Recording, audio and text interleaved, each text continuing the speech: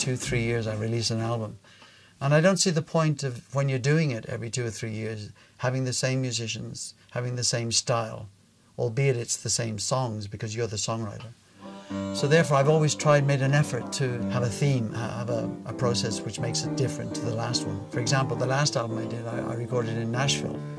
It wasn't a country album, but it was going to America, working with Nashville musicians who were very good. So coming to Spain, working with Spanish musicians, it's just, it just makes absolute sense. And Peter was a good guiding light for that, having worked with Spanish musicians. So he kind of set it up for me. I've been working in Madrid for a long time and feel very comfortable here with the studios and the musicians we're using. The musicians have actually, they all know each other quite well. They've all played in various bands together. Maybe not in this exact constellation, but they've really taken very well to integrating their sound, their style into Ray's music.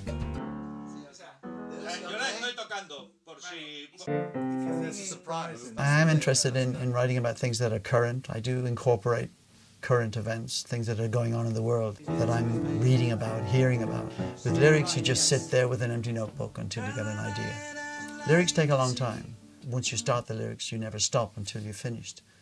And the process is such that generally songs require only about 3 or 4 verses, maybe a middle section which you might repeat. But I'm a bit like other composers, other songwriters. I think Leonard Cohen is an example, who writes more than they use. But the great thing about when you're writing these things is you get so many ideas, you can't stop putting them down. So even though you're never going to use them, it's just something you can't stop doing. I want to feel your body tremble as it bends like the net. All the songs we're doing here are, in a sense, pop songs, but they lean towards that Latin way, because of the percussion, because of the tempo. And the great thing about Latin is that Latin never dates. And I love the Brazilian of the Astricoberto or Antonio Carlos Jobim, which is 59, 1960. That's way, way back. And you can listen to that today and it's as fresh as ever. So you don't necessarily have to be worried about following trends.